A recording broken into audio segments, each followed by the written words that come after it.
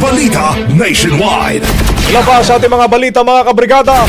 Kinumpirma ngayon ni Palace Press Officer Claire Castro na gagawaran ni Pangulong Ferdinand Marcos Jr. ng Presidential Medal of Merit ang mga pumanaw na kilalang personalidad ngayong taon.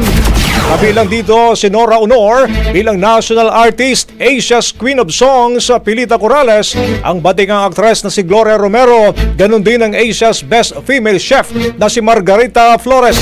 Ang parangal ay para kilalanin ang kanilang kontribusyon sa Philippine entertainment industry at gastronomy.